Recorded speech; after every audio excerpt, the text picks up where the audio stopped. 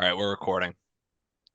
All right, ladies and gentlemen, we are live here at the State of the Game Lacrosse podcast, episode one, March 2nd, 4:47 EST. I just watched that clock go from 6 to 7, Sammy.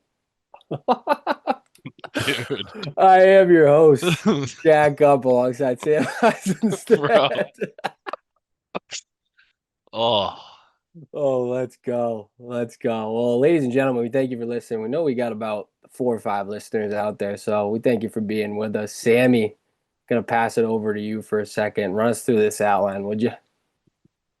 yeah, so we're gonna cover the games. This is a work in progress. This is a major work in progress, but we're a casual podcast studio. We're not taking ourselves too seriously. Please do not come after me in terms of like Twitter comments or something. I will not respond.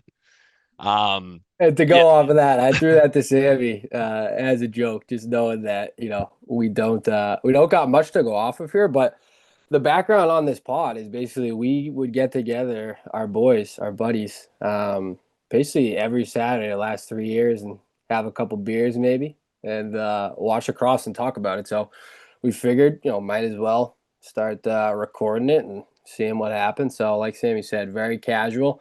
I will riff with you and go back and forth with you on Twitter if you do want to come at me. I've been known to maybe say some things that probably shouldn't have on Twitter. So don't come at Sammy. Bring them to me. Bring them right to me. But no, we're very casual here. We're definitely gonna get some stuff wrong and maybe get some things right. But just looking to have a little fun and talk some lax. So first game we were going to talk about basically we'll run through some top 20 news. Obviously the rankings came out earlier today. We'll run through some top 20 games, run through some mid-major news, and get into a little PLL as well. So first game we got here is ND Maryland. Notre Dame wins that one 11-8. Tillman loses three in a row. So Sammy, I want to pass it over to you here. dude, At I this one a little bit.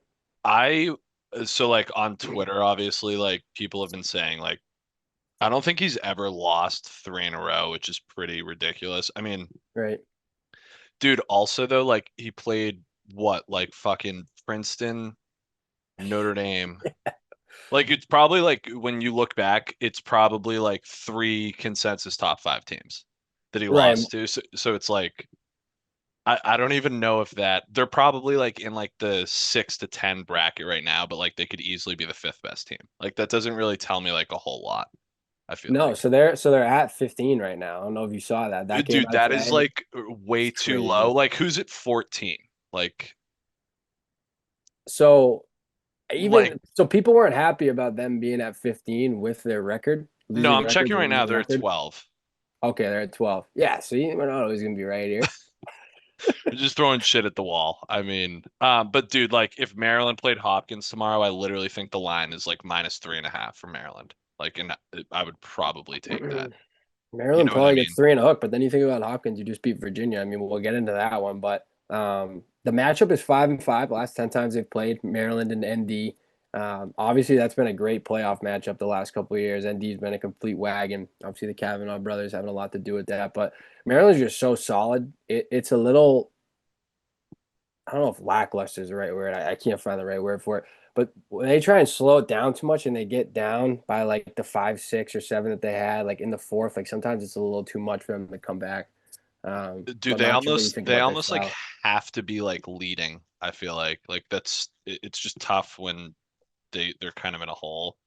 I They mean, remind dude, me of the Patriots teams where it's just like we're gonna beat yeah. you this way and it's gonna be a long, painful death. But like, No, and Tillman's literally. obviously a mastermind, but I feel like at times when they get down by too much, it's almost, I don't know the right way to put it, but it's hard for them to kind of get that explosive offense to come back because it's such a defensive grind you down, win faceoffs type play.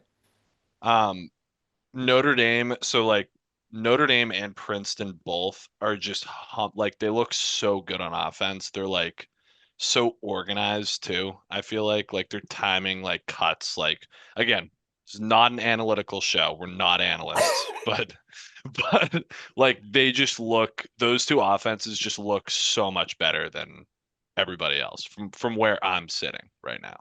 No, and for people to know, this is a pretty much we accidentally press record, shop talk, little cross show. So not analytics. Won't debate you on that We've either. no stats. We're No. not going to throw stats at you. But no, I wanted to speak about Notre Dame's offense. I wanted to talk about this Angrick Lally Jeffrey line. This line's been unreal. Teddy Lally, pride of Norwell, great Massachusetts Norwell player. native, The South Shore pride of guy. Norwell, South Shore. Yeah. No, I'm just joking. We love all the Mass guys around here, but that kid's got a great name. He's a stud. I like him and Jeffrey going back and forth. They remind me of some of the old school guys. We used to say Rob Guida, dude. Throwback for the Hopkins fans back in the day. Young small guy out of Chatham. He was a stud. I was thinking about him today. But you get the kid Angrick, who's got a little bit more like veteran leadership, and it's not that Matt Jeffrey doesn't. He's a sophomore, but I think to have a little bit of spread out like that young, dumb, like naiveness that young middies have. They're like, why wouldn't this go in? We just hucking Why? at the net. Yeah. Why wouldn't I pull up from 12? Who cares? Playing Dude, Maryland. the Matt Jeffrey kid too looks so athletic. Like he's just getting like crazy, like separation and stuff there. Yeah, I need to check out his football tape because Does he play wide out or what does he play? I think he plays slot. Um, that's a complete guess. I obviously knew he came. Dude, he actually looked at UMass. Shout out to the Cheshire native there. He took a For look at. football? He was coming from both briefly. I think we got him on campus. We got him on campus. We got him Damn. on campus. I wanted to introduce myself. Maybe take him out for a day in the town. You know what I mean? No, I'm What just could have joking. been? Yeah.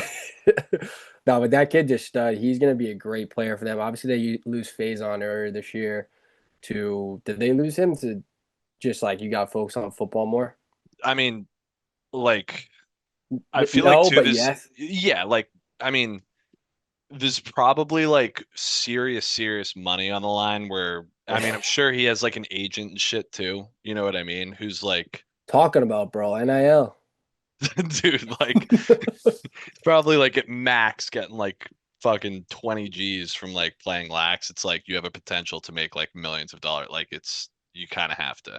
And like, dude, if you like if he like broke his foot or something, like you're sitting at a desk selling software for the rest of your life and you're kind of thinking about that, like, damn. Nah, nah. So yeah, that kind of sucks because like Next him thing you and know, Jeff Cold played a cold calls. yeah.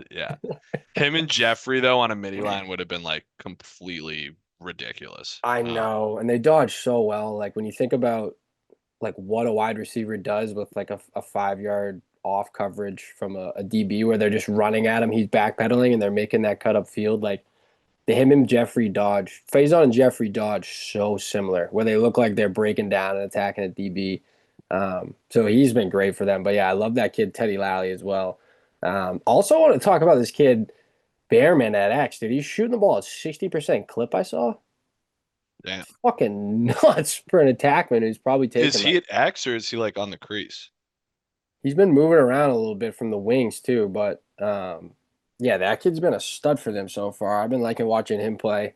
Obviously, a little bit of a different attack group with Chris Kavanaugh leaving and Jake Taylor, but I like the way that kid stepped up. I assume he has an awesome nickname. The last name Behrman, probably Bear or something. Yeah. Yeah, that there's endless possibilities there. I mean Josh Yago too probably has a sweet nickname. Yeah, The Air that kid's Force guy. nasty as well. Yeah. I liked his strong righty take there in that game. They're talking about how they're like, yeah, he has deceptive speed. I was like, does he really? He looked like a He's just fucking big. He's just big. any Like guy over 6 foot. They're like, ah, this guy's got a little bit of deceptive speed. yeah, like any big attack. Like they probably say that about fuck, who's the Maryland guy? Uspanos? Yeah. They probably like somebody's probably said that about him. It's like no, he's just big No, and he's a also freak fast. athlete. Yeah. Yeah. All right, let's keep it moving here. What do you want to do? Hop Virginia or do you want to get into UMass? Let's jump into Hot Virginia here because I Yeah. wasn't sure if you saw the people's elbow from that kid Dash Lamity. That was fucking unreal. Did you see that? No.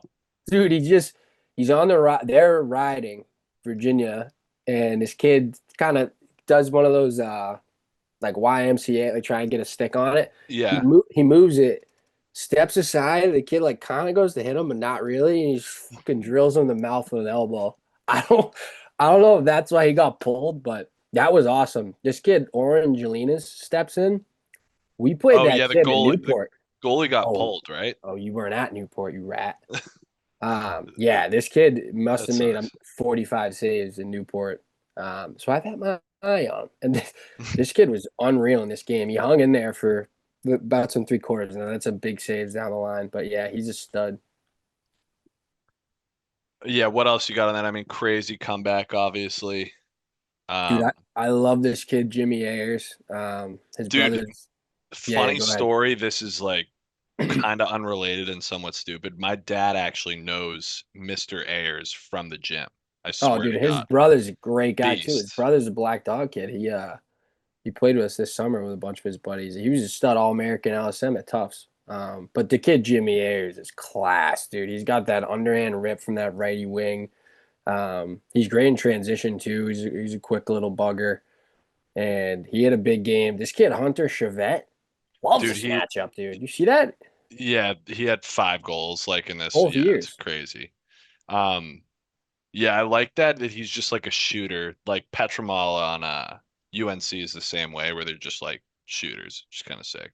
I love that, dude, and I love the naiveness from the wing where it's you got no angle, and they're like, "Wow, yeah, this is going in." Yeah. It's a sick take too, because if you miss it, like that's rarely a save. It's either like a goal or it's like out Or of top bounds. corner, it's like literally out of stadium. Yeah, like it's over the net. I Um, also want to talk about the Millen brothers and the Colesies on the other side because boy, oh boy, is that name, that family name in good hands. The Ryan Colsey kid, son of Roy Colsey, Syracuse great. He's a stud. He's already looking comfortable. Obviously, about 5, 6 games in, but the Millens too look great in this game. I love that kid True at Sunderland. You remember him in that Colgate game? He's just a yeah, madman off ball. I love that kid's game dude. as well. I mean, you can't skip like week to week here, but Virginia Colgate, that must have what was that like 18 to 15? I think it was 1915. Yeah, like electric. I mean, That was an those, awesome game. yeah, it was unbelievable. Hey, this is our show. We can go This one back to was, that game if we want. yeah, no, I mean that game was so sick. But yeah, anyway, I mean, dude, the Millens are nasty. Those two guys too, like I feel like they like don't turn the ball over that much too. That's kind of like a Maryland lax thing. Like if you grew up playing lacrosse in Maryland, like you just don't turn it over that much. No, Like you play those kids in like youth stuff. Like you just never got the ball, and then they never yeah, gave it back either. It was make it take it the whole game. especially if you played those kids in a summer tournament, like they Yeah, would literally spin the ball around like 6 times and before there's they no dodged shot too. clock, and you're like, dude, who's gonna dodge? Yeah. Um, I wanted to also talk about this kid Iller behind the net. He just face dodged Virginia's goalie Will Morris, and it was legit. When I was like, oh, like why don't you do that every time the goalie comes out and hung? Like why don't you just dodge the goalie? dude, I don't know what it is, but like if the goalie like has the nuts to step out, like Dude, they're he not like stepped out far. like they're not like a field lacrosse player, dude. Like you could literally just like it's like a traffic cone. Like you can just like run by those guys. They'll give you one hard whack every Dude, single time. that is a lot of times what it is. It's like the kid takes a step outside, the goalie gives him a tomahawk, and then normally that Like the D comes back over. I don't know if you saw this though. This kid takes a step outside. Morris steps yeah, yeah. outside with him. They just face dodge him, crease dives. That was awesome. I in my head I was like, why don't more people do that? But I think I don't people know also why they don't at want to least turn it over. they Don't why not try? yeah, just like test the goalie. Like they're not doing like one-on-ones in practice. Like you can literally probably just give them like one hard step up field and then like shoot it every single time. But You got a senior goalie who hasn't used his feet since O line and senior year of high school football. literally, like or like probably playing like pickup hoops twice in the summer In like before he winter got there. ball. Yeah. Yeah. Yeah, But that was a great game as well. I mean, let's jump into UMass here. Um, they played 2 games last week. They played Brown on that Wednesday, and then they played Albany on that Saturday, obviously. I want to talk about Dylan Johnson. This kid's been unreal so far this year. Coming off an Achilles last year, obviously one of the hardest things to come back from. He had 4 against Brown. He had 2 against Albany. He's been moving the ball around, bunch of hockey assists as well. He's a great kid, so shout out to him for having a big start to the year. It's just spun off five in a row there. Um, I mean, this is like the most tired take in lacrosse like ever, but UMass playing that game on a Wednesday at like 3:30. Um, dude, like every fucking game is like Saturday at 12. Like having it Wednesday at 4 or just like an odd time. Like there used to be like Thursday night, like you'd see like UNC Hop or like stuff like I that. know, man. Like, this And is not a it's biased show. Like, it's unfair to Brown too. Like, they got no, to play that game too. It just no, sucks for dude. both teams. No, I mean, I think it's like, I mean, it kind of sucks for both teams, but also like, dude, so many more people are watching that game. Like, if it's spread Oh, out, I like know. on It's like such an a awesome game too. Like, it's like a historic showdown in New England. You're gonna put it on Wednesday at 3 on Nesson, where like nobody's gonna see it. I don't know. It's tough. no, I thought more people would be watching that because of the staggered like start time. You know what I mean? Oh, I was Like, thinking of it from the other way. Like, no, why are we no, putting it my on that take day? is like, and this is like all over Twitter that people want to like stagger the start times, but it's basically like if you're a like casual fan, like your kids playing lacrosse, like whatever, and you see like the slate that we had like on Saturday, you're gonna watch like Cuse fucking like Oh, I like know. what you're gonna watch one of those like big ticket games. Like if you're a team that's call it like 15 to like 40, like why not have your game at a time like a weekday time that people like will actually like watch it? Yeah, the staggering to that point too. The staggering of the games, like you gotta stagger the games. It's Dude, legit negligence. every single game has been like Saturday at 12. It's absurd. Yeah, it's legit negligence. Um, We'll but jump into that more towards the end, but I also wanted to shout out Chucky Kurtz because he's coming off an ACL as well. He had three Gs against Brown, two against Albany. He's really coming into his own. He had a great freshman year, and he battled a concussion in his sophomore year, and then obviously hurt his knee. Um, but he was a kid like we were super excited about a couple years ago. And we obviously still are. Like he's having a great year again, and he's just someone just like Dylan Johnson. He's super happy for coming off of a tough injury like ACL and Achilles. Like those are two things that they're not easy to come back from, especially with the mental aspect. So pump for those two. I love this kid Tommy Bagnall. This kid dude, number 13. This uh, kid this kid is unreal, dude. dude, so for I mean for anybody who is actually listening, we had our alumni game Yes. like 6 months ago-ish, which the alumni lost by one. It's a tight No, don't contest. even bring It's that a up. tight contest. But this kid Bagwell probably had 4 goals, and every single goal he was like fist pumping, like hyping the crowd up. Like it was unbelievable. Play like ton of energy, just class act kid. Canadian. This kid to go off at that point, and this was such a layup, like tee up for Sammy to talk about that is why I put him in here. Like this kid scores, I think the first goal of the game, and it's like, let's fucking go. Like fist bump, like it's so quiet in the at Garber that you can like hear his let's fucking go.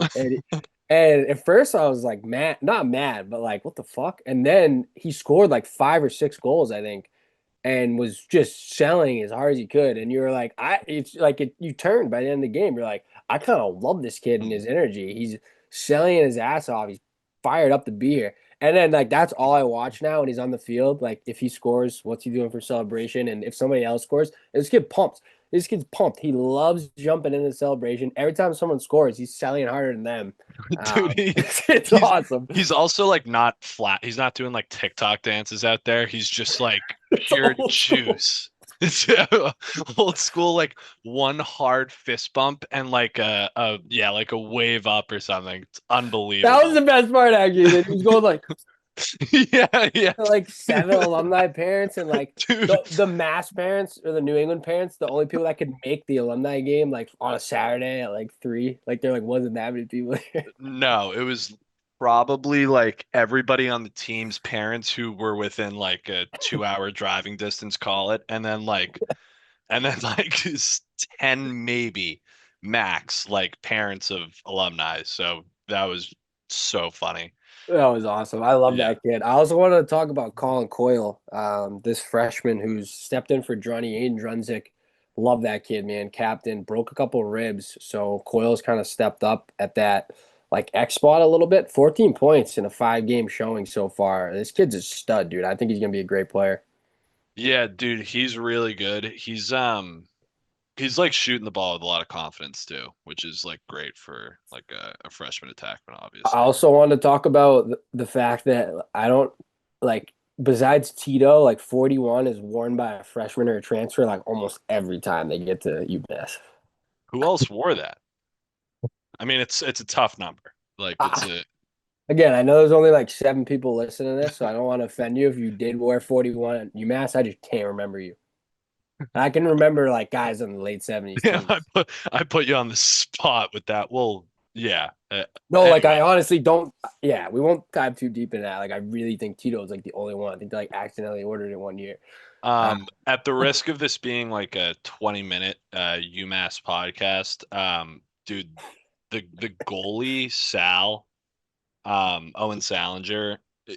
So in the past, since 2018, I guess, there's been an All-American goalie at UMass every single year from 2018, 19, 20, 21, 22, 23, dude, and go 24. go back before that because Tim McCormick was an All-American goalie. Yeah, He got out of there in like 2012. Doc was an All-American goalie till like Sal Casio. 2009.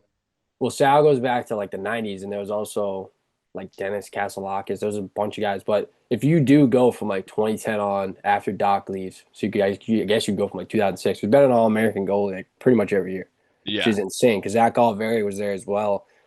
I think when Tim McCormick left in like 2013, I know he went back to Stony Brook. He had to go back home for personal reasons, but like he was another stud goalie. I forget if he was an All American, but he might have been. Yeah, it's like one of the weirdest things ever. I mean, with Note and Scones, it's because of Doc, obviously, but like even before that, it's just crazy that Yeah, and and Coach now, Frost was a great goalie coach as well. Like I know yeah, he he helped was. Note out a lot.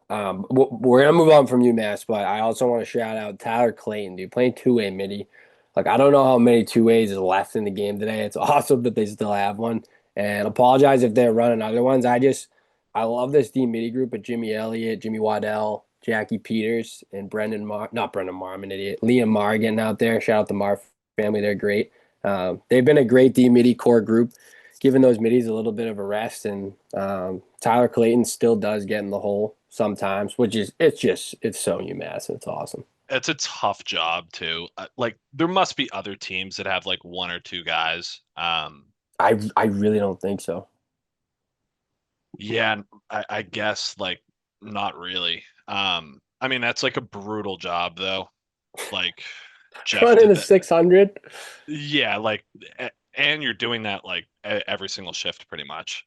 So for So people who don't know, like an actual 600 is like usually done by those middies. So like 100 yards down from the clear. If you get on D or you get on O, 100 down, 100 back if you get transition, 100 back. So that's you're doing a 300 usually most shifts. And then if you turn the ball over once or twice on either end, you're going back and forth another 2 times. You're doing like a 200 to 300 or 400 or 500 like pretty much in every shift. plus then when you're doing film, it's like you might get like racked and there's no context in terms of that you just ran like 400 yards plus kind of playing offense. Yeah, it's awesome. Yeah, we'll move on to Cuse here. We weren't going to talk about a specific game from Cuse. I think we just talk about Cuse's year as a whole because it's been a bit up and down, but they still look great. I mean, obviously the big point is that they looked phenomenal in the dome. Like beating St. Joe's 20-2 is so ridiculous. Like I mean, St. Joe's is a good team. that is it's not like you're playing like I don't know, like a really bad team. Like that is a solid team. Beating them 20-2 is ridiculous. Like and then I mean Harvard's good, obviously. It's just been an up and down year, like Up for and down Cuse. year, like Harvard's good. People want to talk about the outside of the dome stuff, which like I know it's a little tough, and Cuse does play a lot of games at home, but like this is still a good Cuse team. Their defense is ridiculous. That kid Billy Dwan feels like he's been there for 100 years. That kid's an absolute stud. Um, I love watching him get up in the play, but I mean, you beat Maryland #1, and again, like I know that's at the Dome. To then lose to Harvard away is tough, um, and then to lose to Princeton away is a little bit tough. I know. That's what people are going to talk about. Yeah, I mean, I think Princeton is also nasty. Like Princeton's it's nasty, and then they go to Penn, who's a good team as well, and they beat Penn at their place. So it's like you can go back yeah, and forth with yeah. that talking point.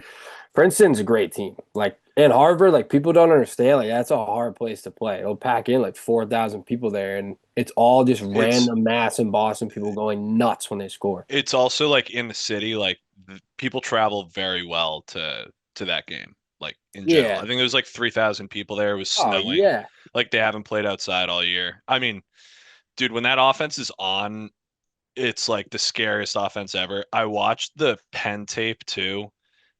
First of all, that was like the worst officiating I've ever seen. Terrible, terrible officiating. Yeah. You want to jump into that? Yeah, I mean, also with UMass Brown, that was atrocious officiating, but like Penn got called on some like ticky-tack stuff. And the Syracuse man up, like you might as well have like the Atlas go out there and do a man up play. Like that man up is like so dialed that that's just brutal to like foul that team. Just It's because, legit, like you know, it's from the kill. Like it's legit, like a little pit in your stomach when you get a penalty, or like someone takes an unnecessary one. You're like, "Fuck, got it yeah, out just there." yeah, and like I mean they're humming the ball around on man up, and they're just I don't know. That was tough. Like, dude, they scored. I think in the first half it was like could be wrong, could be completely wrong here. I think it was like 5-4 or something like that. Like Penn was up, or maybe 6-4, and Syracuse had like two or three man up goals. Like, which Yeah, dude, and Trey Deer's not even out there. He was a stud on that yeah, it man was up last year. nasty. They have the Craig Elijah Brown kid, I want to say, who's like similar like inside type guy. But I mean, Yeah, Leo shoots the piss out of the ball too. dude, like, and Luke Roa shoots the piss out of the ball. Like the man up on that team is just like outrageous. So that was like, yeah, you're not going to kill a lot out of those, and if the refs aren't helping you out, that's kind of tough. No, I liked Jimmy McCool eating that ball too. Shout out to Jimmy McCool. That kid's a stud. I like to see what his Sundays look like. Big Sunday guy. I'd like to see what his Sundays look like. He's a beauty. I'm not sure if you saw that though. His kid pulls up from like 3-3, just hammers one right at his chin. Yeah, dude, it like went into his jersey, right? Dude, it was lodged like in his chin. Like I'm pretty sure it was like that tiny bar on that not STX Cascade helmets. That's like it was like right there. Oh, Which is that's scary as brutal. fuck too. Yeah, like that's like actually like that area you obviously don't want to get hit in, but he's been a rock for them. He was a kid too. When he was a freshman, he was behind that LIU kid, Will Marks, Oh yeah, yeah, and like playing against Jimmy in the summers and knowing him a little bit just from like the Tobin League and some of those tournaments, like you knew he was coming. Like you knew like when Will Marks leaves and he's behind a kid like Will Marks, who was that kid was such a problem, dude. You felt like you couldn't score on him. yeah. Kid was nasty. Jimmy McCool's big too. I mean, they've got some stocky guys on that team. Yeah, they got some good size. Like that was we said it earlier this year. Like that was a little bit to me when I felt like I knew Cuse was fully back with the way their defense was playing. Like they Yeah, they're play so mean too. connected. That coach O'Derna, he has them buzzing. He had that what's it called? Manhattan group flying around before he Was got the he Cuse. was he the head coach of Manhattan or the D Dude, coordinator? yeah. And remember when they went to the tournament that year, if I remember Oh correctly. yeah, they had that goalie. What's his name? Krebs? Yeah, yeah, Krebs. Yeah, but dude, the Orduna guy is a great coach. I love the way he coaches defense in terms of just like, hey, let's just fly around, slide to everything, go over the head if someone slides to you, like throw junk. I love Yeah, that. they're throwing wood too on that D. Yeah, we're fine taking a slash. Fine Um, taking that. We're fine taking one. We're playing hard. Johnny Mullen too, by the way. He looks like a scary gentleman, scary individual. Dude, that kid comes to those summer tournaments and is shaved head, forearm tat, and I'm hearing he just got a new thigh tat or Yeah, some calf tat. I'm all over that. I'm You done. all over that. No, dude, I think it's a calf tat. I'm not sure what that Is he is. a I'll South have, Shore kid as well? Because he's a that's a South North Shore Shore. guy. That's a North Shore. I think he's North Shore also behavior. I think he's also from Norwell, if you can believe that. A little wagon of a town. Yeah, but yeah, I'll have my sources work on maybe like a photo, like some photo evidence of the calf or thigh tat. Let's track down his gram because I can guarantee he has a Oh, rib tat as well. It's 100%. It's rib or on. chest, and like I don't want to go to either one because I could totally see him maybe even having both. Yeah. Yeah, I mean, obviously have my homework cut out for me there, so You do. Gun yeah, to your head, is it rib or chest where he probably has another one? rib, Yeah, rib. I feel more comfortable with rib as well. That was my mind went right away. But he's been a stud at the end. It's so different. It's such an advantage because Princeton has that kid as well. Dude, If you have that an kid. athlete, is that kid a mass kid too? I think he is. No, no way. No, no way. No, but that kid was big. I mean, Both of them I don't are have the unreal. box score in front of me. I'm not going to pull it up, but I feel like the Princeton kid probably won the face-off battle there. I mean, that's literally coming out of my ass. I have no fucking idea. But yeah, that kid was great. The Princeton offense was like, I mean, they moved Palumbo down to another mass guy. They moved him down to X, and like they just seem like they're completely clicking with like Let's that talk movement. about Princeton a little bit because I also wanted to talk about them. They look great so far, dude. Yeah, I mean, the Penn State game, like their first outing, that's just like tough. Penn State had played like 3 games to that point too, obviously. Dude, the Ivies, it's such a disadvantage when they come in not having played. And Also, sometimes, like yeah. I don't know. I mean, obviously, neither of us played in the Ivy League. We were a I mean, I few could grade, have. we were a Totally few could have. grade point, few grade point averages removed from that. But I mean, dude, I think too their fall ball, their winter ball, like looks different than like Penn State's does. Are you saying the Ivies do? I I might think have missed that. so. Like I remember hearing, and this could be wrong. I remember hearing that they have like some restrictions academically around like when they can practice. So that's just Oh, basically this Fogo's also he's a Episcopal kid from Philly. Probably should have known that. It's on me. but yeah, I think their practice stuff is different. So like that's basically to say like it's even more of a disadvantage for them in their first game than it would be for like a team that's not in the Ivy League. So like they dropped that one to Penn State. Um, but I mean they've like legitimately they've looked like they're like the number one or number two team. Like I know they're ranked third right now, but they look legit. Yeah, they look legit. And I mean, you talk about mass guys. Peter Bonanno, that kid's been a stud down there as well. Yeah, I don't know. I don't think he's. No, I think he is. Let me look it up. All right, you look it up while I'll talk about this kid. This kid's unreal, dude. I loved him in the NCAA tournament last year as well. Did they play Cuse in that game at Hofstra? Dude, that was like one of the best games ever. They played Yeah, it was Princeton Cuse. because Richmond played Cornell at Hofstra, I want to say. Um oh Yeah, dude, you're yeah. actually close. He's from Moses Brown, like Providence, Rhode Island, so he might have Fuck. I mean that's borderline though. Like you're teetering on the edge there. Does it say where he was born? No, I'm kidding. um, um no, yeah, he played clams or something though. Because I've heard his name from around some of my math sources, and not the we're kidding with the math stuff, by the way, or we're not. You'd never know. But I did just want to highlight like him and Chad Palumbo down there. Moving Chad Palumbo down to attack has been huge. dude, And he's had he a is crazy. You know what's funny, Sammy? You might not remember this. You sent me his tape like yeah. 5 or 6 years ago, It and we're was like, dude, watch dude, this kid. it was preposterous. He went to Nobles, right? Yeah, yeah. I mean, And he was, dude, he was big back then, and he still looks like he has that size. Like that swim movie he had the other day. That was shades of what was his name from St. Joe's, the big oh, lefty. Levi Anderson. Yeah, yeah. What a He was pull. such a warder, dude, with that swim move. And Yeah. again, he's never gonna listen to this, so I don't care. But no, Yeah, Chad dude, Palumbo's. people were calling him out about that in the like PLL shit because you could literally like they have much better tape than like the St. Joe's or like Uh, A10 film. So like you can see in fucking 4K like 1080p that he's like clearly like warning. But anyway, I um, last thing on that, I do remember like watching the film that year and just being like, how are they not calling these wards? And then I'm like, in my head, I'm like not watching the film at all, like who I'm supposed to be watching for like a pole matchup, and I'm just watching him ward, and I'm like, they're really not calling that, huh? And then I forget I was sitting next to her, like, dude, what the fuck are you talking about? I'm like, oh, sorry, sorry. Uh, um, yeah, no, dude, but yeah, he's just stud. that offense is humming. I mean, I don't really know anything about their defense because, like, as we talked about earlier, there's like no fucking defensive tape like anywhere with these like highlights Yeah, that, you have to, yeah, and you have to go back and watch the like the full ESPN on demand games if you want any defensive highlights. Like we should literally just make a defensive tape room, defensive film room. yeah.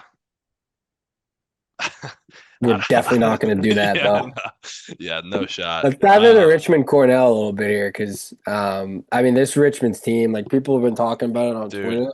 They're America's team, and like I don't want to say I don't like those kids because I don't know them that well, but I did not like playing against them, and they're fucking nasty. Yeah, yeah, I mean, for context, like we're obviously UMass fans, so like we're uh it's a dude, tough don't pill. tell the listeners that.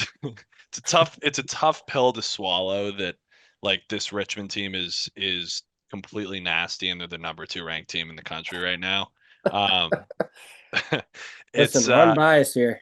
I mean like honestly though, and I threw this into like our chat earlier, like the it is incredibly impressive that like Richmond's favored against UVA, like when they're playing UVA. Like Dude, when they you think beat him about down. like dude, yeah, when you think about like the caliber of like recruit, the like facility difference, like all that stuff, like it is genuinely impressive like what Richmond's been able to do like over the past few years here. It really is, and like the biggest thing for me, like they play tough as shit. Like that kid Yeah. Joe Sheridan is that kid's nails. Like we played him when he was a freshman, and like this kid was not afraid to get to the dirty areas. He's not afraid to clear the ball himself. Like he'll get in the hole and play D. This kid, he's a problem. He had some big goals. Hunter Smith, you watch the tape Dude, on that I kid. feel like he's been there for like, not even joking. I feel like he's been there for 7 years. It does, and it's also because when he was a freshman, like he was He was the locked number one down cover. number Yeah, yeah, one, yeah. and like, dude, you couldn't get around him. And like, the biggest thing with their D is they're so connected. Like, you feel like you're in a tornado or a storm when you're playing offense because they're sliding so fast and they're recovering even faster. Like the kid who's on the ball is anticipating that someone's gonna slide, and when you try and push it or you jam it back to the high kid, like somebody's already there and that kid's gloves. Now they've already recovered, and then your whole offense is kind of you have to like get back in shape, Dude, holding Cornell to 7-2 is like so crazy. Like, dude. And like obviously Cornell like won the national championship last year. They have a lot of their pieces back. Like that kid, Willem Firth, like that kid's a problem. Richie Goldstein, that kid's nasty. Is his name Richie? Did I just fuck that up? Ryan. We should know that. That's really bad. I met that kid at the port, Richie Goldstein. Richie. Richie from Saugus. I met him at the port this summer though, and I was like, dude, great shit, because he's a Radnor cat. Do you know that? Yeah, yeah, yeah, yeah. I I don't know. know if he went to Radnor High though. No, he definitely did. But for the listeners, little context. One of my buddies does not stop talking about Radnor lacrosse, Raleigh lacrosse. So he likes to claim Ryan Goldstein, but obviously, Nah. getting back to what we were talking about, that kid he's a real problem, and I like Willem First game a lot. He looks a little bit like Teat, and not just because he's wearing fucking 51, just because of the way he dodges. He kind of leans in, tries to like see where your bottom hand's going or your top hand, and then rolls off of that. So I like the way that kid dodges. I also love Richie Goldstein with the black cleats. I know we're kidding now, but Yeah. dude, him wearing black cleats is awesome. I love that for that kid. Shout out to all the guys wearing black cleats out there. You guys are heroes, and yeah, we really appreciate it here at the Black Cleat community. Yeah, dude, Ryan Goldstein's a complete stud. I kind of like him playing X too, and like Willem Firth playing up top. Like I think that meshes well together. I mean, losing CJ Curse too, like obviously like generational guy, like that just impacts an offense like in a million different ways. So like I think they look pretty good considering they just lost like one of the best players, if not the best player in Cornell history. Yeah, and they got some studs. John Pitel is the best player in Cornell history. Just want to point that out. Now, CJ Kurz, to touch on him a little bit, that kid is the man. He's obviously an unreal player. He's been having a great season in the NLL too. So shout out to him. Shout out to John Pitel. Shout out to Brian Piatelli. Shout out to Cornell lacrosse. I was an honorary Cornell lax guy at that Natty Chip with the Cadigan family, and that Dude, was really special. That was was that at Foxborough? oh yeah, buddy. Wow. I don't know why I couldn't make it out to that. You were too stung. There's I think there was something it was Memorial Day weekend. That's why. And no one Oh would yeah, I come. was in the Cape, yeah. Me and Johnny Gump packed up the cooler, headed out to Foxborough, and like I was expecting like a lax tailgate, and I got there and there like my stomach dropped. I was like, oh fuck, now I'm having 15 beers today. It was Yeah, like, like 2,000 people at the tailgate. dude, that is so sick. Mr. Cadigan too. All time. Dude, the All time. Cadigan family is unbelievable. Shout out to Danny Cadigan, man. Him getting into the game too. Like we are going nuts, man. The Cadigan family's awesome. Danny Cadigan's awesome. I tell a story every time I talk about Danny Cadigan, so I apologize, but him and his brother Matt, who played at UMass, look exactly alike. And I don't remember if I was a little stung or walking into the dining hall or whatever, but I see Danny Cadigan getting eggs, and I thought it was Matt. And I'm like, "What's up, Caddy?" And he just looks at me and doesn't say anything. And I'm like, "That was kind of weird." And I sit down, and Matt Cadigan's at the table eating eggs, and I was like, "Oh!" And then Danny sits down, and they look exactly alike. So maybe not the best story for the listeners, but that's all right. I do want to touch on Aiden O'Neill's a kid who's been in Richmond for 100 years. Dude, yeah. I feel like the whole senior class they've had it like we're starting as like freshmen. Dude, a lot of them were, and they had a lot of sophomore and juniors in there as well. Like that team has such a good core, and especially a lot of it's to do with this freshman class because that kid Joe Sheridan was a freshman, Aiden O'Neill was a freshman, Hunter Smith was a freshman. This kid Little John's also a stud. He's a junior, I think. Might be a sophomore actually. No, he's a junior. He had like 53 points last year. He had like I think 10 his freshman year. But they're good. Like that's a team who could actually be at Memorial Day weekend, and they like outplayed Cornell on a lot of points in that game last year. Yeah. The Little John, like I just love that crease guy position too. Like so underrated. And he's just like shooting at a crazy high clip right now too. And So if you don't like know lacrosse that well too, you're like, that looks so easy. yeah. Like or like there's two camps you fall into there. Like either you're like, oh, that looks so easy, Anyone can do that. or you're like, oh wow, this is like the best. Like you watch like Matt Gaudette and you're like, this is Uh, the best lacrosse player I've ever seen. It's like, no, the whole offense is like literally designed to like get him the ball in that scenario because of his like very specific like skill set. Same or thing with you, like, yeah. yeah, you're like No, in one of those two camps. I was gonna say there's also the friend of the crease attackman who's like, oh, so like Gabe Prosick for example, they're like, Yeah. oh, so like Gabe's the best player in the team, and you're like, well, and we love Gabe, like it's not, but you're like, well, we got like Isaac Papa or like Jeff, probably like you might be like, oh, and someone else is better. Like, what do you mean? He has like 50 The most goals. goals. Well, I don't know. I don't know hockey that well. Like, would whoever has the most goals on the hockey team is that your best offensive player? Full stop.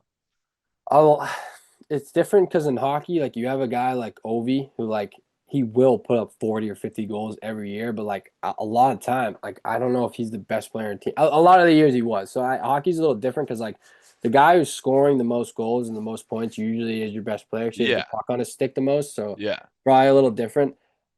It's hockey's almost more similar to basketball, where like Yeah. Yeah. Yeah. the guy who's scoring the most points usually is your best player, but I would say it's more compared to like baseball, where it's like the guy who hits the most home runs, and you're like, oh, he's your best player, and it's like, well, no, he just hits the most home runs.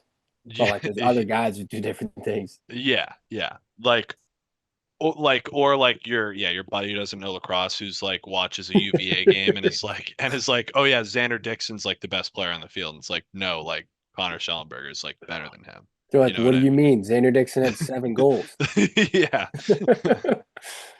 All right. We want to touch on some of the mid-major talking points. Yeah, we want to touch on some mid-major, and we want to talk about how there needs to be way more like mid-major coverage. That's definitely something we're gonna try and do with this show. Don't look What now, but Bobby Moe has won 3 in a row. So shout out to Macker down there. Uh, I think we might have covered that pregame, but that actually might be a typo. No, It might- I think it is. Let me no, dude. check. Let me check. If that's the women's team again, so for the listeners, I Oh was shit. No, you're right. You're right. no, I Dude. knew I was right about Yeah, that yeah, because my bad, my bad. I was the boys were talking about that this weekend, but we will give some context to that for the listeners. I was on the Sienna women's page and I was like, "Holy shit, Sienna women's undefeated." Sienna's undefeated and they won 5 in a row. And then I saw like a random team that doesn't have men's lacrosse, and I was like, "Oh fuck." Yeah, no, heater with Macker, so shout out there. Um, what's next here? Adelphi Frostburg State. Obviously, this was like 3 weeks ago, but like you gotta touch on this. 30 penalties. There's a clip on Total Lacrosse Network of every single penalty. If you haven't watched that, go watch it. It's the most absurd thing I've ever seen. It was like completely out of control 6 minutes into the first quarter. Like full, full like 10 step blow up from behind. Like you could tell at a certain point that Frostberg was out of the game and they were basically just like fuck it, like we're just gonna run through kids here. And they like every single ball down, anything, those kids were just lining people up. I'm trying to be serious and I'm Incredible. trying to be professional, but I can't stop laughing because I have seen this video multiple times. It's the most Long Island video ever where like literally a kid's running for a ground ball and he could just run through it and he'll stop, knock at the ground ball, just stick up right in your teeth. Dude. And there's what was shocking about watching that video too is that there was 12 of those exact plays that you just described.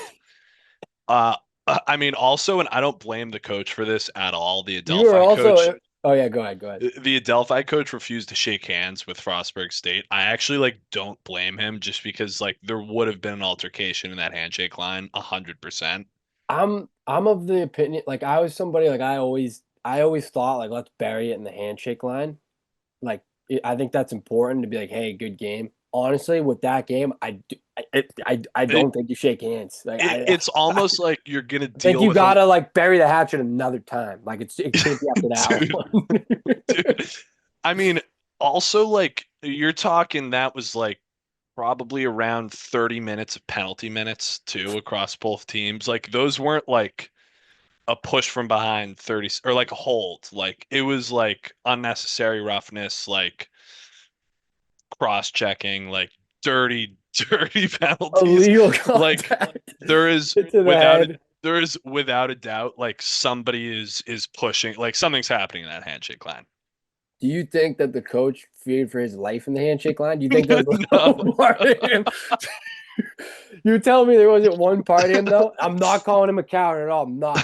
I'm just saying. Do you think there was any part of him that was like someone might come for me? Like if he Dude, got into it with somebody in the game, there was dude, in the game of chance. There was a small yo, percentage. that's a great call out. And I looked up, so I didn't know anything about the Adelphi coach. I looked him up specifically to be like, is this the most Italian guy like ever? Is this the most Long Island guy like in existence who clearly like got involved at some point, and that's why Looking he him up. didn't do the handshake line? That wasn't the reason. He actually seems like a complete stand-up guy. But I mean, yeah, like definitely at a certain point, if you're the coach, you're probably screaming at the refs and like I'm sure, Delphi's a wagon of a program too. Like multiple national dude, championships. they They're always have in it. We're not trying to put anybody down here. no, not like, dude. And the kid Kyle Lewis is like a bona fide like third round, fourth round PLL pick. Like, I'll send you the tape on him, dude. He is absolutely disgusting. Like, I think he was gonna play football for a while, but like, he'd be like a star midfielder on like any team in D1. The kid's filthy, but I mean, the situation is honestly just like funny because 30 lacrosse penalties is just like an absurd, like an absurd stat line. Did they call the game too, or am I remembering that incorrectly? No, they played throughout. Honestly, though, like, dude, I don't think anybody faults the refs if after 25 penalties, like in the fourth quarter, Adelphi's up by like 20 goals. Did you You also don't. see they have 8 coaches? Adelphi? Yeah. Where, where are they? Like, I know they're on Long Island, obviously, but like, are they like, where are they near? I I don't know, man. I don't really know the Adelphi area that well. Garden Garden City. City. Yeah. Yeah, that sounds about right. That was that tape is so awesome, man. I'm telling you guys, if you want, was it like 5 minutes long? It was a little long. Yeah, but that's nothing. It's so worth it. If it was It's so worth if it. I could watch that full game, like I'm not even joking, if I could throw that full game up, I would watch it tonight. Like it it, They it was need to so make the entertaining. tape more readily available. That tape is so good. I want context more to those hits because Yeah. multiple times, like innocent folks who are trying to play lacrosse, like some kid who's like trying to go after a ground ball, just gets like smoked from behind as hard as the Walloped. other kid could. Like Like no regard for like is the place where it probably gets like scary, and this probably happens with high school across more than I was gonna college. say, it looked like Chelmsford Yeah. Bethune, Chelmsford Lowell. Yeah, like is Like when kids like stop playing lacrosse, and you're like, oh fuck, need to get out of the this one alive. like transfer point to that though, where it starts being like, okay, this is probably not safe, is when kids stop trying to make good lacrosse plays and they're like just trying to hit somebody. Like they don't care that it's going to be a penalty. They're just like, I'm just going to fucking smoke this kid. I've Like been a ref in games like that too. My dad used to make me ref. I told you about that. He used to make me ref on Sundays in high school when he was running the Chumps Lacrosse program. Like kids would stop playing lacrosse and you'd always see it when they have one hand on their stick. And I saw it in a few of these clips. They stop playing lacrosse and they do one of these, and it's gonna be shoulder, it's gonna be head. And they don't want the ball. They just literally yeah. want Like someone's getting crown on a helmet. they know a whistle is getting blown. Like they know they're not getting the ball. And that was It's And yeah. that's like usually you think about that like a sixth grade, seventh grade team. And I'm not saying like a from a skill perspective or We're anything. not saying Obviously, that. I'm just we're saying, not yeah. saying that. We're saying that from like I don't care what's gonna happen after this play. I know I know that this decision I'm about to make is not in the best interest of us winning the game, but I'm gonna fucking crack this kid. Like that was happening like not once, because that happens like It kept happening. when Duke plays UNC, like that happens once where a I kid saw it makes like happen a in High boneheaded Point. play. The Yeah, kid puts, I think it was 50 in a headlock. And I was like, dude, like whoa. yeah, like that No, but it made me happens. respect them a lot more. And I know we're getting a little off track. Like High Point, they play tough. Not to get too off track, but Yeah. to your point, it happens like late in some games. Like it can happen to Oh anybody, like yeah. you said. Like a UNC Duke where they just hate each other. They're in state. And there's Like one play where like, by the way, we didn't even talk about Duke at all. But like to wrap up Frostburg State, Adelphi, which surprisingly took up like I would say the majority of the podcast. But it's been burning a hole in my head all day. I've been dude, waiting to yeah, get to it. it's so good. But yeah, that was absolutely crazy. I mean, I hope at some point these teams can bury the hatchet or honestly just never play each other ever again. Because clearly, like I don't know where Frostburg State is. I'm assuming it's on Long Island for like this to like happen the way it did, but I was I just don't know. thinking, like, Frostburg doesn't sound like a Long Island school. I Yeah, got you're some right. homework to do to know the context there. Like, did somebody bury somebody's old lady? Like, why? Oh, Yeah, Frostburg's in Maryland.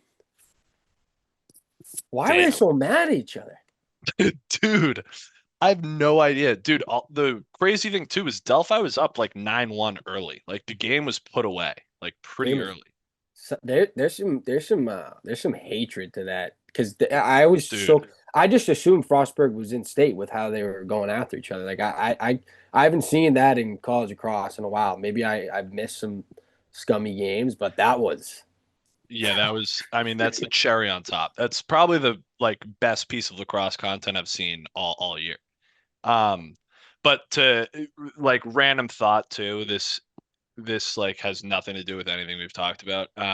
Two random thoughts actually. The first yeah, one we hit me. talked about before the call, but if one of the teams that you're Hey, playing is before not the episode, uh if you are a 21st ranked team playing a 22nd ranked team, whatever like YouTube like service thing won't put the game up, the highlights. Dude, I couldn't find the UMass Brown highlights. I could only find UMass Albany because Albany was 19th. No, Like, the UMass Brown ones are out there. Sometimes those ones come out a little later, but you can go back to the ESPN on demand. or like, I all right, like rewatched that Brown game, and yeah, GC was great on the call. Shout out Coach Canal. pick a team like Hobart playing like I don't know, let's say like Hobart Robert Morris. It'd be much harder to find highlights of that is my point. Um, just a random thought. I mean, there's nothing we can do about it, obviously, but I mean, we could easily start doing that ourselves. We just don't what want. making the highlights? I don't even know if you have the recording now. Like, where would you find the recording of the full game? I think that kid who does that shit, like, yeah, I'm gonna sound so dumb, and I paused 'cause I didn't want to sound dumb, but I'll just say it anyway. I think that he somehow extracts the tape from ESPN or wherever those games stream because he puts a little watermark that says at College Across. Oh, really? Yeah, Huh. that's just him though. There's a bunch of other pages that do it. Um, Um, but yeah, yeah, we need more coverage. We need more coverage of mid major.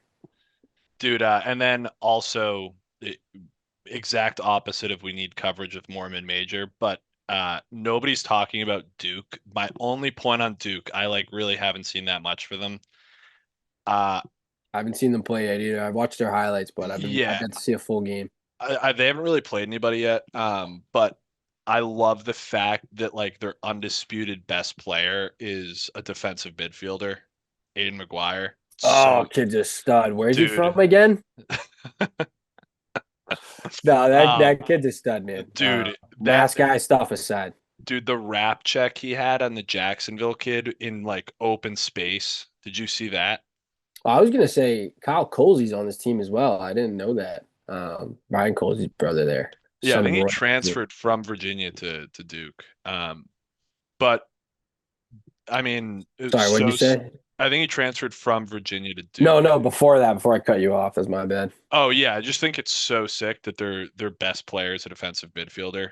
Like It's so awesome. the only teams I can think of like where their best player was a defensive midfielder is Towson with Zach Goodrich and Oh my God. terrifying. And Ohio State, you're gonna have to help me with his name. Oh, Um, Tarafanko, yeah, brother. Tarafanko. He's all world, dude. Both of those teams, too. Both of those teams made Final Four appearances, like with those. So I mean, just It's throwing that such out an there. under no, that's such a good point because it's such an underrated thing being able to get the ball out quick in transition, like with a kid like Aiden McGuire, Yeah, Tarafanko. yeah, Think yeah, about Danny Logan from Denver. Like when those kids got the yeah, Goodrich, when those kids got the ball, now they're running against offensive middies. You can't run with them because they're too athletic, and then they're getting it to those guys at X or on the wings quicker because they're so dude. fast. Also, just from like a leadership like standpoint too, like an off the field standpoint, I think there's something to be said about like, I mean, defensive midfield is like the most what's the It's the word? hardest position on the field besides goalie. Yeah, it's also just like the least like heralded position like ever. Like It's like offensive linemen in football. Like totally, no one talks about them, but like totally. when you have bad ones, it's so obvious. Yeah. Great point. But just from like a like off the field perspective too, like that has to be just so sick. Like your best player is like You're playing saying from like his perspective or from the team's perspective? I'm saying from the team's perspective, like I think it's a net gain to have like your best player not be like your ex-attackman. Like it's kind I of like, agree. yeah, I think that it does something to a team. It oh alters the yeah, identity of the team. you just feel Point blank. grittier. Feel Yeah, grittier when your best player is like great in a gritty position. yeah, But I also want to say that when you have a stud D midi like that, like an actual guy who can erase like there too, like yes, that's such a cheat code. Because now, yeah, now the pressure's on the third kid who like maybe all year hasn't, he's like I can just get it to the one or the two, like the pull matchup, and then whoever's yeah. got the first D midi. Now they're like, oh no, Jonesy, like we need you to have probably one or two today if we win. Like we need you to. Dude, it's also like you're obviously just trying to switch players onto short sticks like the whole game. Pretty Right. much like in any offensive set, like if you watch anybody play, they're literally just like setting picks and trying to like switch matchups or like do it through slides. So you get like Spallina on a shorty, like for example. Right. Like it just changes how hard it is to attack a defense so much if you basically have five pulls. you know? Like you essentially have 5 polls and you're just looking for one matchup and then everybody can just kind of like support that one matchup that isn't like Aiden McGuire, Tarafanko, whoever. I forgive me for being distracted. I can't get Goodrich out of my head because teams would literally do the opposite. Where like we would try and run the pull off them, or like Drexel and Yeah. teams did that. They would try and like pick them off and like switch to like get their number one mini like away from them. Yeah, that Uh, kid was disgusting. yeah, he's Disgusting. such a problem. But to your point, like when you don't have to worry about one of your D middies, or you have a kid like Aiden McGuire where like you're relying on him to get the ball from other people and to get the ball up to him, it's such an advantage. It's like a massive in like 6-on-6 and in transition, it's just like a massive advantage. Like This huge, huge advantage. Well, now I know I haven't watched Duke. They've played Bellarmine, Utah, Vermont, Jacksonville, St. Joe's. I was trying to watch that St. Joe's game, but I was I traveling saw the St. Sunday. Joe's one. You St. got that tape? Joe's, yeah, And they got Air Force and Providence next. dude, like I don't know if this is an accurate take. And you see schools like Maryland plays a hard schedule, like Cuse plays a gauntlet of a schedule, like, but like Duke basically is just like, all right, we're just gonna win like 8 cupcakes like early, and then we're just gonna go into UNC to like play and make the tournament as like a 4 or 5 seed every single year. Like I'm every smiling because it like in every year they have a bad loss in February. Like everyone has a joke on Twitter of yeah. February Duke. And then people this year are like, oh, there's no February Duke. It's like, well, like they Well, should be dude, beating those it's like teams. you can't fault like Danowski for that. He's basically seeing like, okay, like if I schedule like let's call it Army. Like if I schedule Army and I lose that game, it like fucks me for RPI. Like I'm now like I would have been 4, now I'm like 6 or 7. I might not host a home game if I lose to Army and don't play anybody else. So it's like why would you ever schedule if you're trying to put your team in the most advantageous position possible? Like why would you ever schedule anybody from like 15 to like 40, you know? No, it makes no sense. And like That's why he's people doing are it, but doing it's it in football now, like where they yeah. just and yeah, I mean, I don't know. I'd like to see their schedule year over year because I don't think they always do that. But I mean, this year they clearly did it. Like they didn't schedule one, and I hate to like put down these teams because these are good teams. Like Jacksonville's a solid Yeah, yeah. team. Like we're not saying that. We're not saying these are bad teams. It's just that they really have what's the opposite of top heavy? Yeah, they're bottom heavy. They're bottom heavy, where like all their hard games are going to come over the next 2 months. Yeah. Like And they got some metal, dude. They got Denver, Cuse, Virginia, Cornell, Notre Dame, North Carolina after they play Air Force and Providence. so So they pretty much only played Denver that's like out of conference though, right? Because the rest of those are ACC. no, Providence is in the Big East. I think Air Uh, Force might be in the SoCon or the Big East as well. I forget what Air Force is. But yeah, Jacksonville yeah. and the SoCon. Excuse me there. But yeah, so we'll keep an eye on them. Ah, I don't want to say that I'm like rooting for Duke, but like I do, or that I feel bad for them, but I just have like a weird feeling when I think about them because they just, I think it's just like the Brennan O'Neill nostalgia where like I couldn't believe that that team didn't win a national championship. Dude, And like, and McAdory too. that's what Like, I mean. Like, I don't know if it's that I feel bad for them or like I'm like, it's just like confusing how year over year they kind of underperform. yeah.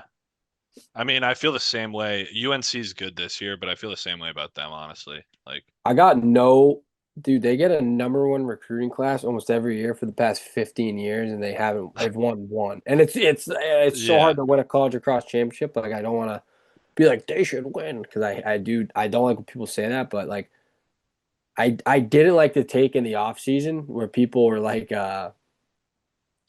is UNC like stacking number one recruiting classes? It's like, yeah, fucking look It's at North Carolina too, dude. Like, they get them like, every year and they don't, I don't want to say underperform, but like they don't. I just feel like they have higher expectations for them.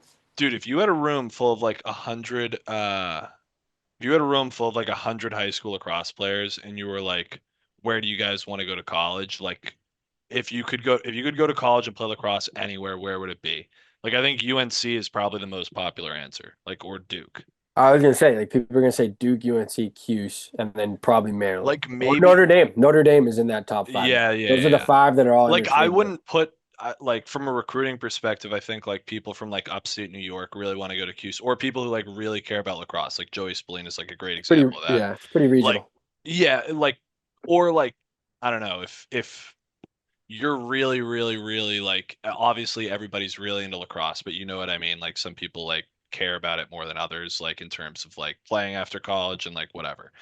Yeah, yeah, yeah. I think those types of people probably like trend toward like Cuse, Maryland.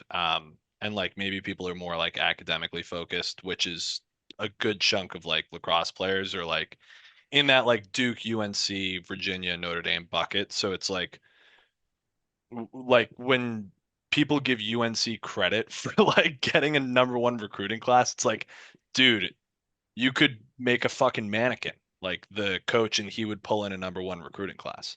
Dude, Like, I wish I could remember what this kid said, but it was one of the like lacrosse personalities. He said something like that. And this kid played high level lacrosse too. And I was like, what do you mean? dude, like They try get one every year. try recruiting at like Stony Brook. Like try recruiting at one of those schools. Like give me a fucking break with like wow, what an impressive recruiting strategy. But I don't, and that's what I mean. That's why I don't want to like, I don't want to, because I don't remember exactly what he said, but it was something along those lines. And I might have tweeted at him or like sent it to you or sent it to somebody. It was like, this guy fucking, like they've had so many number one recruiting classes. And then like, I don't know. And again, I don't want to say underperform because it's hard to make the NCAA yeah. tournament and it's even harder to win those four games to win one. But yeah, UNC, like, give me a break with the, like great recruiting by these guys.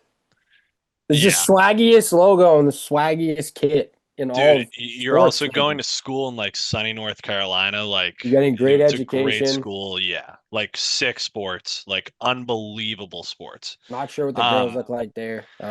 gun to But gun to your head. Gun to your head. Give me top three, like who's gonna win the national championship. Can't say UMass. fuck. All right. Nah. um, I mean, dude, uh, it's tough with Cuse because they look so good in the dome. They look so good in the dome. And when they leave the dome, they don't look as good. I don't want to say they get frazzled, but they just play a little tighter. Like it's lower scoring games. They rely on their defense a little bit more. Where in the dome, their offense just pops and they get those Dude. 15, their 20, those like 25 goal games where you're like, wow, they put up that many goals. So it's hard for me to not throw them in there because I want to see them play more lacrosse and I want to see them play another away game or two just to see like what they'll do in the NCAA tournament. Obviously, not being in the dome, so I'll throw them in there. I and like I because then I think about Notre Dame, Maryland, and Maryland. What's the like the we talk about it every summer, but the last couple summers where like they're just in the Final Four every year. Dude, they're in like the championship. It's not even like they've made the What was it? 9 out of 14. dude, you can yeah, championship. Like Championship. to be in the championship game. I think they're like I mean they lost to Army that one year in 2023. 20 like I'm trying to think of when they didn't make the final four. I mean, they must be like 11 for 14 making the final, like some ridiculous like clip. It's insane. So, and I know I'm not exactly answering your question, but it's hard for me to not put them in there, but I'm not gonna. I am gonna put in Richmond, and I'm gonna put in Richmond. If you put a gun to my head and said, I would say this team can win the national championship, and the reason being, like I've watched these kids play a lot of lacrosse over the last couple of years. Like haven't been in the A10 with them, and a little part of me, like a sick part of me, like likes watching them. Like, and I don't like that team. I they weren't that disrespectful when we played them, but the other teams are way worse. But it's just like I don't know.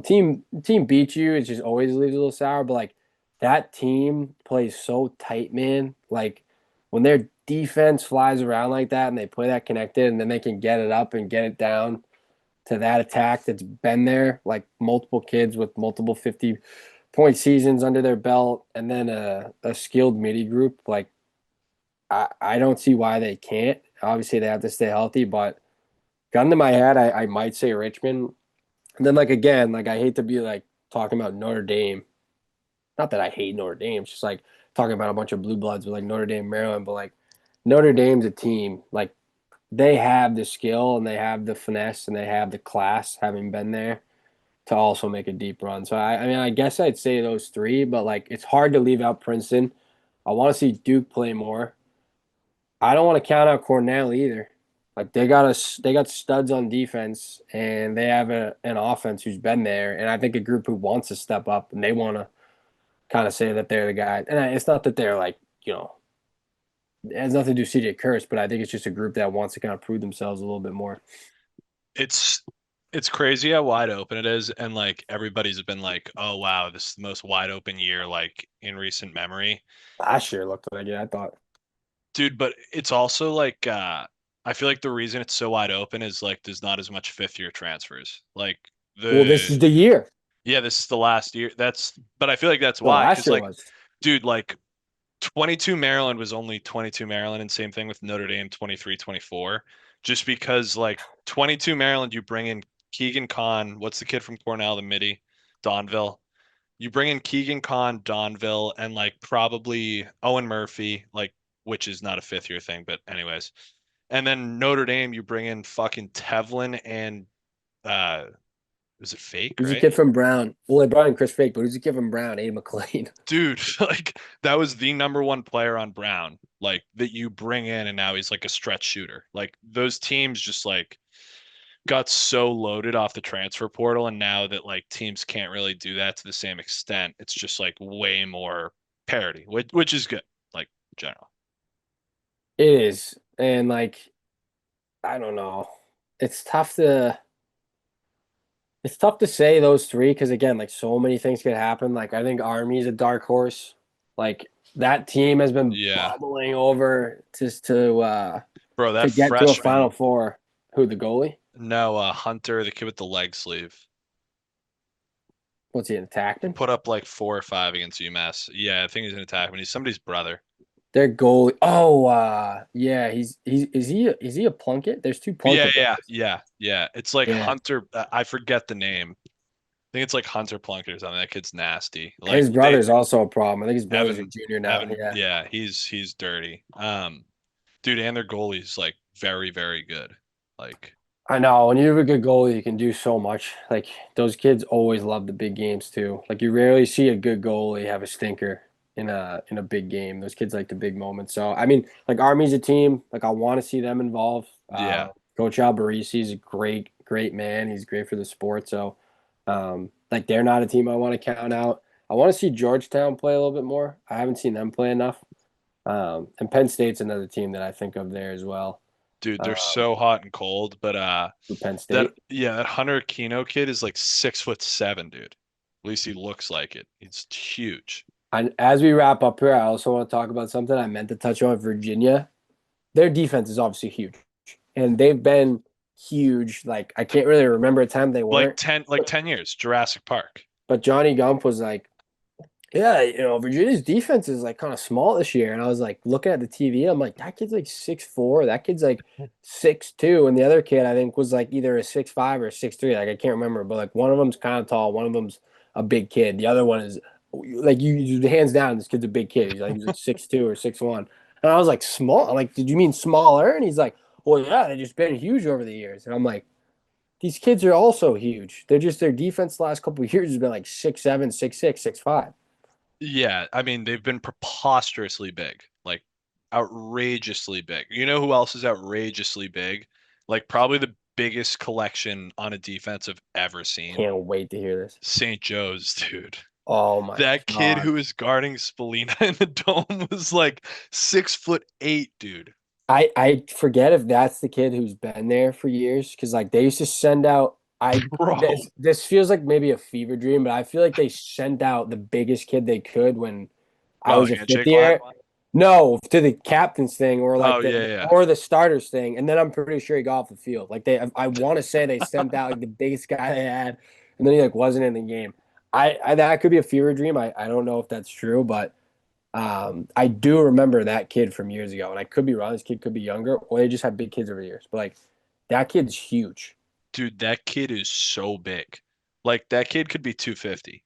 Clean. Like a clean Wouldn't you 250. can't even tell. Like he's a unit. They always Yeah. got big kids down there. Dude, sneaky Dartmouth too. Yo, they had a Big fucking tune. kids.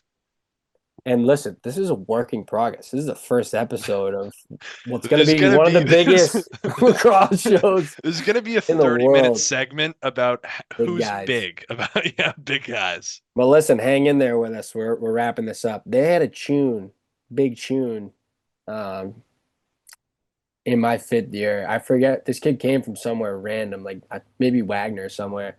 And there was again like the biggest guy they could wheel out.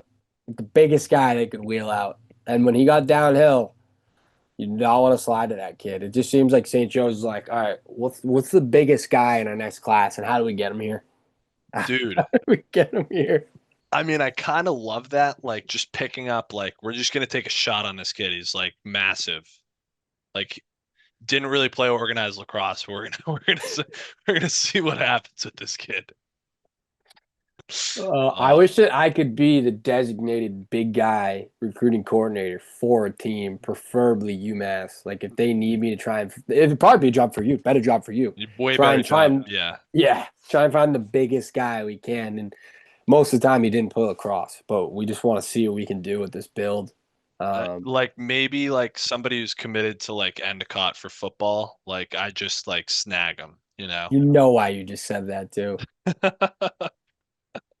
No, I want somebody headed to like Springfield. I want somebody headed fucking he's going out to the gutter. Like I want somebody where we're gonna pull him out of somewhere. Pull him He's out of a a bad big kid. situation. Yeah. Not to say that Springfield football is a bad situation, because I'm pretty sure that they're a historic program. It's just the first place that came to my head. But yeah, we want a big guy. We want to save him. We want him to be grateful and thankful for the opportunity, and we really want him to use his frame. Man, a few words too. Like Yeah, barely piecing together sentences. yeah. We don't need him to talk much. We just need him to get downhill. Like, and we don't even know if he's a bull. Just handshake line. Dude, Handshake line and I get off. really got to think back on that because I'm pretty sure they sent him out to, Dude, and like if Mikey told someone was like, "What the fuck was that? That bro, kid didn't even play." remember when we're going way off the fucking rails here, and this will be the last thing, and then we got to shut this down. Remember the when we played Army my fifth year, and they had the kid who was Oh, the literally baseball just bat guy. there, literally there holding a hammer. He wasn't. I don't even know if he was on the team. He might have been injured. Like No, who he knows? wasn't. He wasn't. He was like I the shouldn't most. say that. He might have been on the team. He should. He was like the most jacked guy like they could possibly wheel out there, and they literally had him standing there like holding a baseball bat, being like, "It's a long day for you guys, Long day for Red. dude." You know what other story from that pregame that I always tell people? I can't tell it on here, but if you know me, you know this story. Um, they said some choice words to us on the jog in, but we're jogging through, and this kid starts running at us from the midline. We're doing that first jog out for the 5 lines, and I see him in the corner of my eye, and I look over. He's doing the sprint where he's got a stick in one hand, and I'm like, whoa, whoa, and I look. He goes and Oh, said a dude. choice word, and I was like, whoa, like one, that's crazy to say, and two, um, did he really just like sprint at us and yell at? Um, Yeah, I'm like thinking back on that moment. I got a little bit of PTSD because that was not a good game for us. I think I had 4 penalties in like 15 minutes of play. Oh, all right. Let's wrap this up. Solid. We're gonna go way down the rabbit hole. We might have to cut out a lot of that last bit, but that's all right. We'll send it to Cirque. All right, peace, man. Hey, yo, hold on. We gotta tie a bow on this, Sammy. Okay. Ladies and gentlemen, I know there's probably 4 of you out there listening to this. Forgive my my partner there, Sammy. This was episode 1, State of the Game Lacrosse Podcast. We appreciate you guys listening. Bear with us. We're just gonna get better and better at this, man. Two guys who love the game, working on their craft.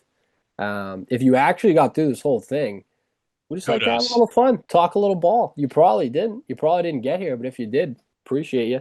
We love you, Sammy. Hope you have a great night, man. What's for dinner? I don't know. I To know ask, you know, dude. I know you know. I don't know, maybe beef. Maybe I pick I up maybe I pick up a steak. I got Pretty cheap over at Whole Foods. oh, you love their cheap food over there.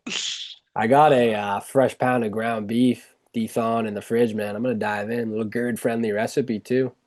there you go. Yeah, baby. All right. Well, everybody, have a great rest of the week. We're probably gonna get back at you with an episode maybe on some gambling later this week, but this should be dropping over the next day or so. So we'll get it in the hands of our tech wizard Cirque behind the scenes, guy in the chair. But we appreciate you guys listening. Can't wait for the future. All right.